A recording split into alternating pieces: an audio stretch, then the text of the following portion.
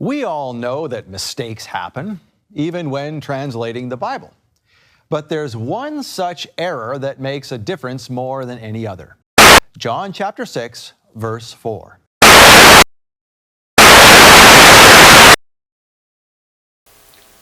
Is the greatest error in the New Testament John 6:4?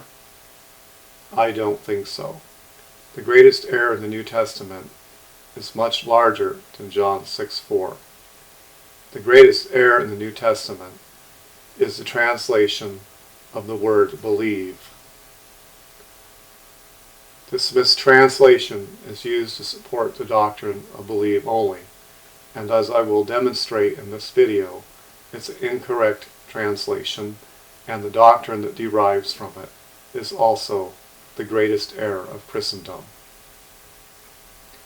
I would like to remind you now that the majority have gone astray, so I will reread Matthew 7:21-23.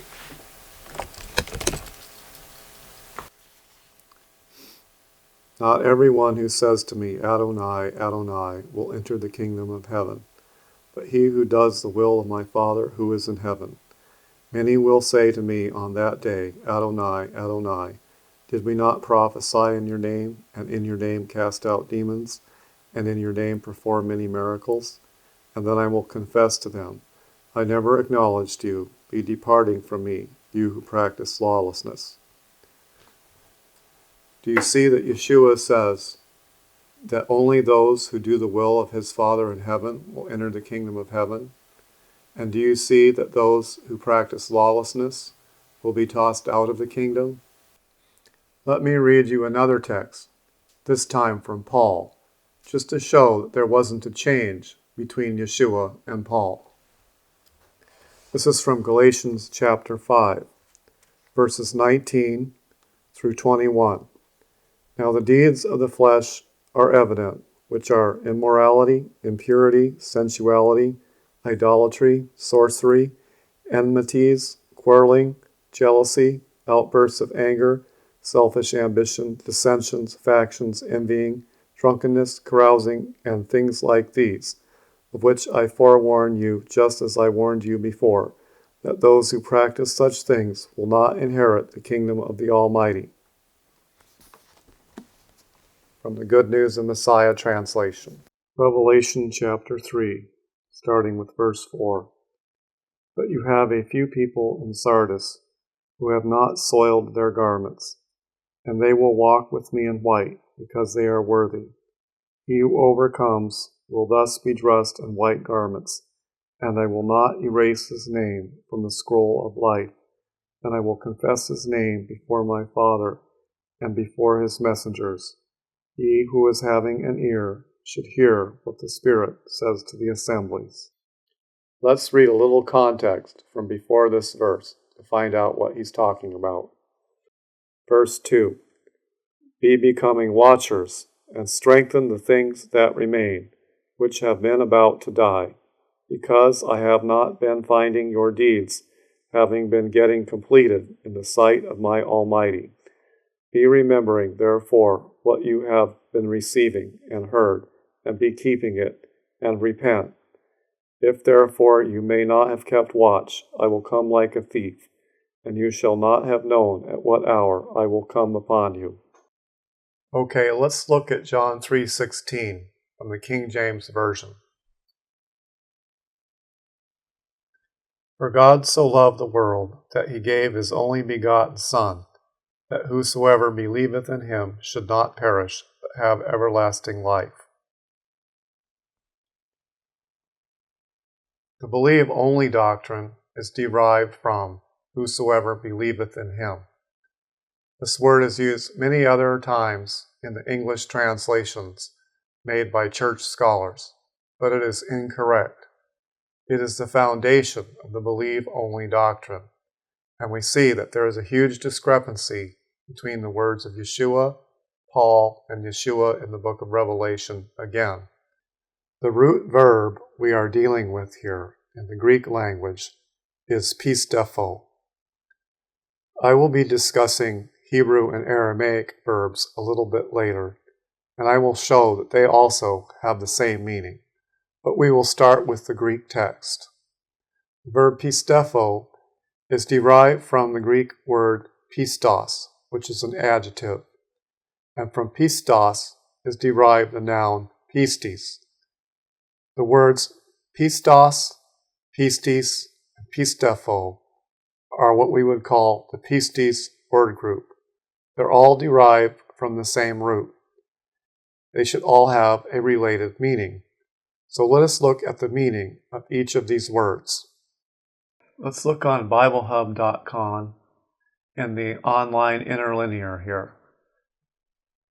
We want to look at an occurrence of the adjective pistos, is how it would be pronounced. Here's a dative form of it, pisto.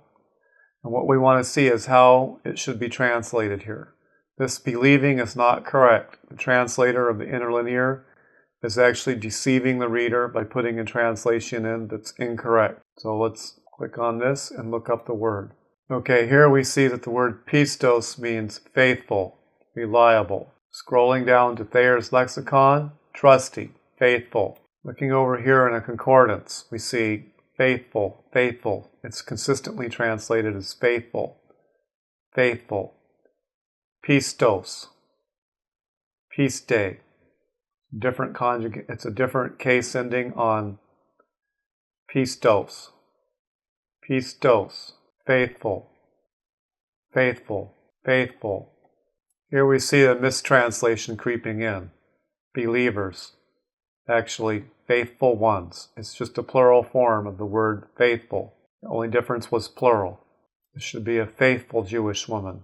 Faithful, faithful, faithful, faithful, faithful, faithful, faithful. What the church translators are now trying to do is they're trying to gradually eliminate the word faithful. But they haven't succeeded yet. It's still in the dictionary, very heavily used in the translations. Only some of the more modern translations are substituting the word believer or believing for faithful. Let's now correct this. There we go. The faithful Abraham. The faithful Abraham. All right. I've just shown that the Greek word pistos, the adjective, means faithful. Now let's go to the noun pistis. If we have an adjective and we derive a noun from it, how would we translate faithful to a noun? We would get faithfulness. So now let's examine the word pistis and see if it indeed means faithfulness. The translators want to universally translate this word faith. They want to shorten it from faithfulness to faith. But in our current language, the words faithfulness and faith have different meanings. Okay, I've opened up our interlinear again here, and this time we're going to look at the noun pistis, which is here translated in Romans 3:22 as faith. Let's look up the word. Okay, we have Strong's Concordance here opened up. We see that we have two definitions of pistis, faith and faithfulness. Notice Thayer's lexicon, this particular point here, used in the Septuagint for emunah. That's the Hebrew word for faithfulness. Here we go, definition 2 in Thayer's lexicon. Fidelity, faithfulness. In the third edition of the BDAG lexicon, this would be the first definition. Occurrences of pistis in the New Testament, made up of these forms here. Okay, I've opened up all 243 occurrences of pistis.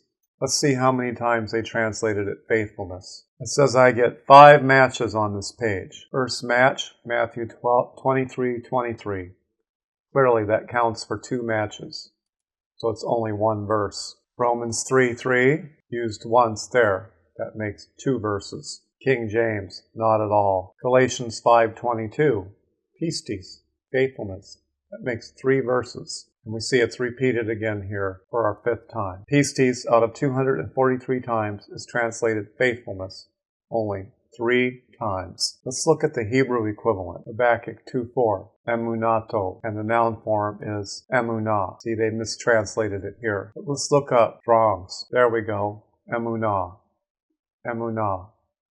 Firmness, steadfastness, fidelity. Notice that they left faithfulness out of Strong's Concordance. They left it out of the main headword of Brown, Driver, and Briggs Hebrew Dictionary.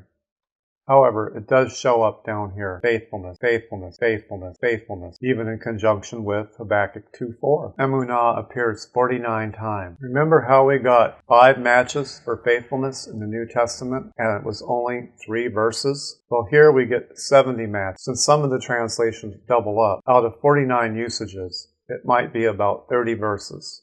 Let's look at a few. Faithfulness, faithfulness. Deuteronomy 32:4. A God of faithfulness. El emunah, bet emunah, literally in faithfulness. But this has been obscured by translating the word emunah with an adjective, faithfully, often translated pistos in the Septuagint version. It seems to me the Greek translator was trying to avoid using pistis for faithfulness. Bet emunah, literally in faithfulness. Same here. In faithfulness, all his work, faithfulness, and all his work, faithfulness, literally, and all his work in faithfulness. Bet emunah, emunatecha, your faithfulness, emunatecha. Once again in Psalm 37:3, emunah, faithfulness, faithfulness. Psalm 40:10, emunatecha. Notice even the King James Version is translating faithfulness. Like I said, 70 matches. Wonder how many verses that represent. Let's count them up. 1, 2, 26, 27. 27 times out of 49 times that the Hebrew word occurs. 5 matches for faithfulness in the New Testament. Let's see how many of those matches are from the King James. NAS, King James, no. King James, no. It looks like the word faithfulness has been completely eradicated from the King James. It has only crept into, the word faithfulness has only crept back into about 3 different texts, since modern translators have a hard time justifying eliminating all the occurrences of faithfulness. Actually, they aren't justified in eliminating the other 200 plus times too. Now we're back over here, Romans 3:22. Let's make a correction here. Let's make another correction here. This is a genitive case. To translate it from is highly unusual. That's something one might do in classical Greek. Koine Greek was using the words apo or ek to translate from. This should say of. So let's fix that. While I was at it, I corrected his name also. Let's correct this word too. There we go. This word also needs correcting. One will see that the French translations have the word justice here, and the Spanish translations have justicia. It's only in the English language that a division has occurred between justice and righteousness. We can improve this word. There we go. We can improve this one. I will not give a full argument for this now. Of the Almighty. The justice yet of the Almighty through the faithfulness of Yeshua. For now, let's concentrate on the key part of this verse. Through the faithfulness of Yeshua. A lot of scholars are now arguing that faithfulness is the correct translation here. N.T. Wright, the Net Bible, even Daniel Wallace has this translation in his Greek grammar. What is the faithfulness of Yeshua? Faithfulness of Yeshua is his work to die for our sins and rise again from the dead, to restore the covenant of old. All right, I've shown you the definition faithfulness for pistis in the online resources. Now let's take a quick look at the BDAG lexicon and the 3rd edition. Here's the 3rd edition of the BDAG Greek lexicon. 3rd edition. Here's the definition of pistis. Definition 1. A. Faithfulness, reliability, fidelity, commitment. The real definitions are faithfulness and fidelity. Synonyms, fidelity and faithfulness. Here's the corresponding adjective definition. Pistos. Definition 1. Trustworthy, faithful. We see the common denominator with the root meaning is faithful. In the case of the verb pistefo, generally speaking, the Christian resources or lexicons have censored the definition. They have left out the proper definition, which is to be faithful or to hold faithful. So we will have to go back and do the work that the lexicons failed to do, or the lexicographers failed to do.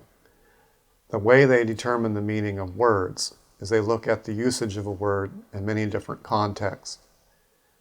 The problem with their research is they come to the context with a preconceived notion of what the text should mean, rather than filtering out what the text means in its original context and the original theology of the Torah and the prophets.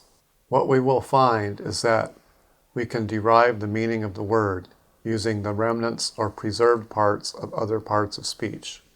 Pistos is the adjective form of the word. Pistis is the noun form of the word. Pistefo is the verb form.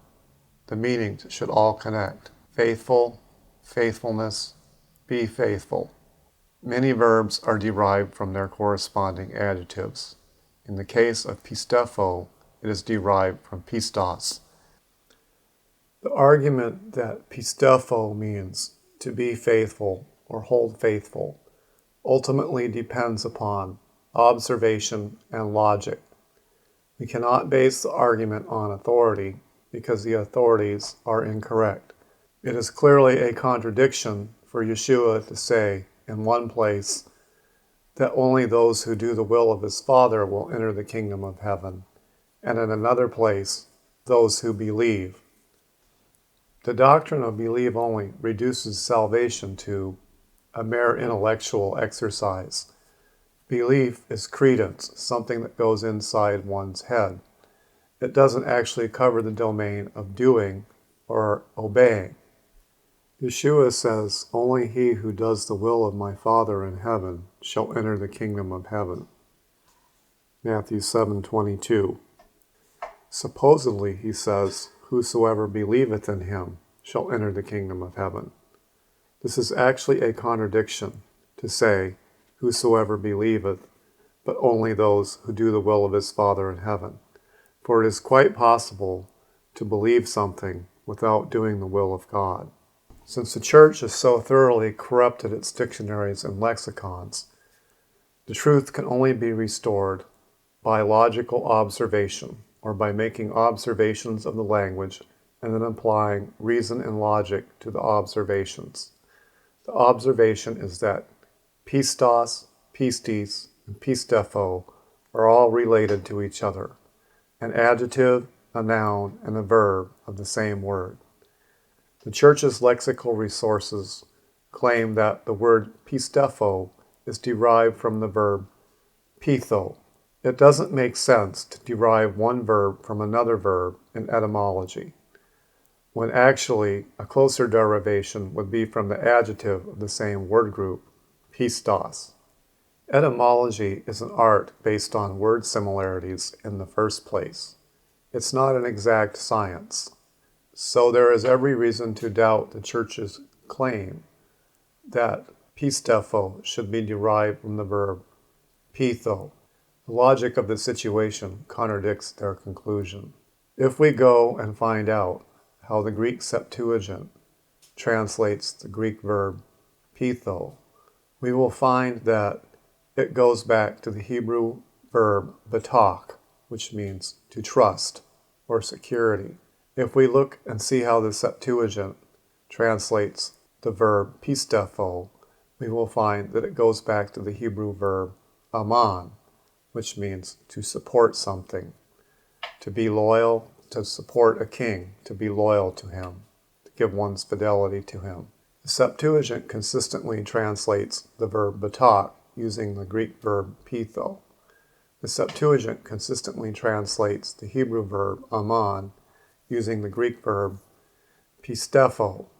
Clearly, the source verbs in Hebrew are two different verbs. So why in Greek should we say that one verb is derived from the other?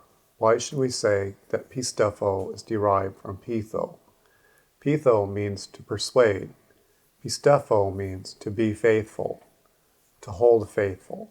The reason for the false etymology is to support the false conclusion that pistepho only means to believe something and does not mean to be faithful. Therefore, they derived it from the verb to mean trust or to be persuaded, pitho, going back to the Hebrew batak. But the Septuagint keeps the two verbs separate.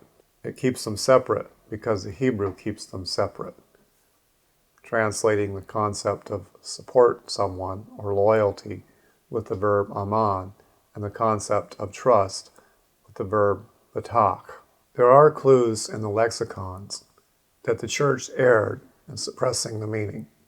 For example, if we look at the verb aman, hemin, in Syriac, we will find that in Jesse Payne Smith, it means to be faithful. If we look at the adjective, we will find faithful. If we look at the noun, we will find faithfulness. If we look in the Hebrew dictionary, we will find suggestions that the Hebrew verb aman can mean be faithful. Now, as I have said, the etymological derivation of the verb pistepho leads us to believe that the definition should be faithful or hold faithful.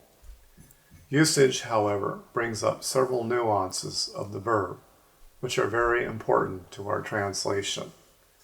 One of these nuances is the idea of a pledge of loyalty or an affirmation of faithfulness. Studies of first century Greek, especially in Josephus, have shown that he uses the noun pistis to mean a pledge, as in a pledge of loyalty. It would then only follow that the verb pistepho means to make a pledge of loyalty, an affirmation of faithfulness, or to confirm one's faithfulness to someone else. This usage appears to be motivated by the Hebrew sense of the verb aman in the heful, which would mean to make one's support to someone, or to put one's support on someone, or to give one's pledge of faithfulness to another. And of course, we cannot exclude the sense of pistepho, where it is actually used in the context to mean to believe something, only it is framed from a slightly different point of view. It means to hold something faithful which someone else says or proposes as a truth. Within the general derivation of be faithful, or the verb pistepho, we have several nuances that we need to carefully consider. These nuances are based upon the usages of the verb. The verb pistepho is derived from the noun pistis in the first level of etymological derivation. An examination of the usage of pistis in the first century will show that it means a pledge, as in a pledge of loyalty. This usage for the noun pistis shows up quite frequently in the writings of the first century Jewish historian Josephus. It only stands to reason then that the verb form pistepho means a pledge of loyalty, to confirm one's loyalty to or affirm one's loyalty to another. Another usage we need to be concerned with, which is actually the sense that means believe in terms of its results, is to hold something faithful. In other words, if one person makes a statement of truth, then he can ask if another person holds it faithful. Do you hold the prophets faithful? Do you hold what they say faithful? This sense approaches the sense of believe. However, it is stated in a different way, in the broad sense of holding something reliable or faithful or trustworthy. So the sense of believe in the dynamic sense can be achieved from the word pistepho. The problem isn't that it doesn't mean believe in some senses. The problem is that the sense of pistepho is not just limited to believe. The sense actually extends outside of the mind and outside of just pure credence. It is only the context which would limit the meaning of the word to credence in those cases where the object of the verb has to do with a stated truth which one is saying that they hold faithful. So we have three basic uses of the usage of the verb. We have a pledge of loyalty, we have to hold something faithful, And finally, we have the plain sense derived from the etymology, which is to hold faithful to someone or to be faithful to someone. The two senses have to be distinguished by context. If the context is emphasizing the beginning of one's loyalty, then it's a pledge of loyalty. If the context is emphasizing holding faithful throughout, then the sense would to be faithful or to hold faithful to someone. Also important in the usage of pistefo is the sort of preposition that occurs after the verb. If the preposition is occurs after the verb, then the sense of to is added to it, in the sense of to affirm faithfulness to pledge faithfulness to hold faithful to. If the preposition in is after the verb, then the sense would be to hold faithful in, or to pledge faithful on, or to pledge one's faithfulness onto or into someone. The book of John frequently uses the preposition after the verb to make it plain that it's the pledge of loyalty to someone. So all of these various senses have to be considered when looking at the context. What is improper, and what I'm going to exclude, is to limit the sense to believe only, when clearly the context falls in line with the larger sense, wider sense of the verb. If we were to draw a Venn diagram of the verb pistefo and its associated meanings, we would have to draw a very large circle. If we were to draw a circle for the English sense of believe, we would draw a small circle within the very large circle. The applications of pistefo are quite broader than the sense of just believe. Believe is just pistefo used with an object of a factum or a datum to be believed. But pistefo can also be used with a personal object to hold faithful to someone, where the object of the pistefo is a person. In this case, it's to pledge loyalty to someone, to affirm one's loyalty, affirm faithfulness, to pledge faithfulness, to confirm one's faithfulness. The fact that pistefo is derived from the noun pistis, and that pistis is used extensively in Josephus to mean a pledge, suggests that pistefo means to make a pledge. Also, the usage of the Hebrew verb aman in the heful, he'amin, show that he'amin has a basic sense of make one's pledge or to give one's support to another, to give one's faithfulness to another. This sense is also used in Kimhi's Hebrew dictionary from about the 13th century. So the usages we have to be concerned with are threefold. One, to make a pledge to another, a pledge of fidelity or loyalty. Another, second definition, would be to hold faithful to someone, to be faithful to someone. And the third definition would be to hold a factum or a datum to be faithful, to be trustworthy. These three usages cover the context in which pistefo is used. So we will see in the examination of the translations and the context that sometimes pistefo is used in a context which indicates the beginning of pistefo, the beginning of holding faithful, to affirm one's faithfulness, to pledge faithfulness to. In other contexts, it has to do with continuing in faithfulness, in which sense would be to be faithful or holding faithful. And finally, in a third set of context, the object is a datum or a factum to be believed, in which case it would be to hold the fact or the bit of information to be faithful. Okay, now I would like to give a few examples of how the verb is used. We'll start in John chapter 3 and verse 15. And this is a case of holding faithful or being faithful in a more or less continuous sense. So let's correct the text here.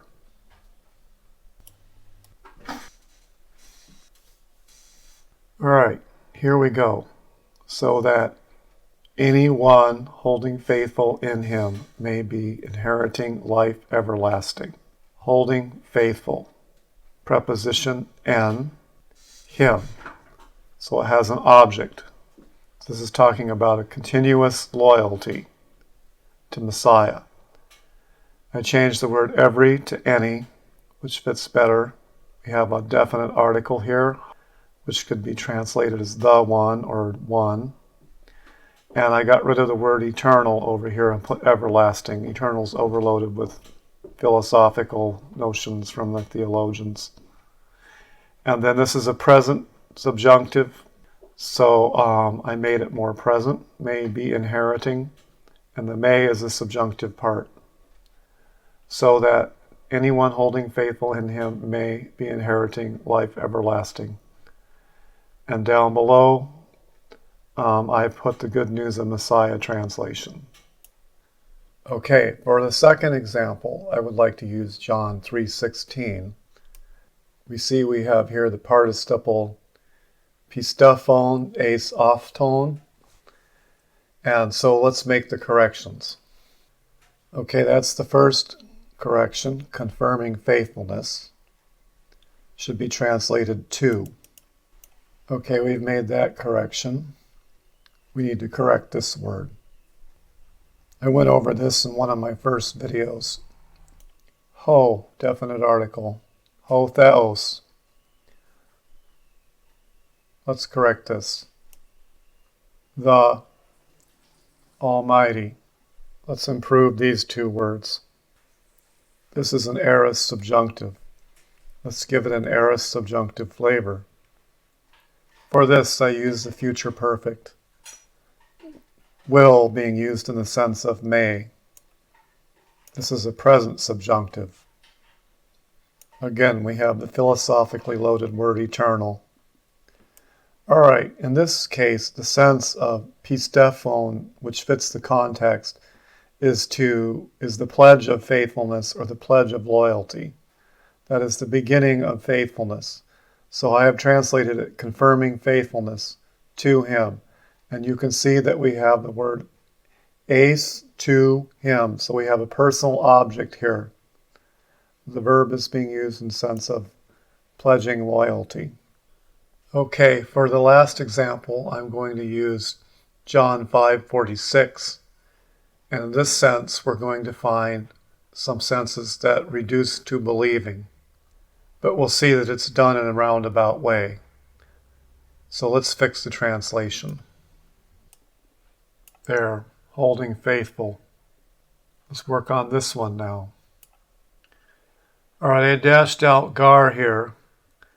I have translated this word because, and I have put it in front of the if, which is standard operating procedure. We'll do the same thing here.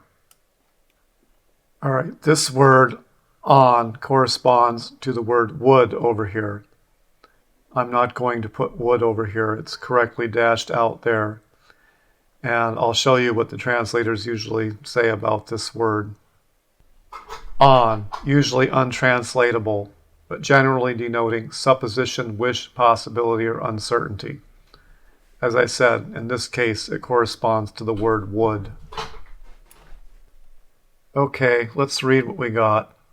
Because if you were holding faithful Moses, you would have held faithful me. This is the same sense of believe or considered trustworthy. Because if you were believing Moses, you would have believed me.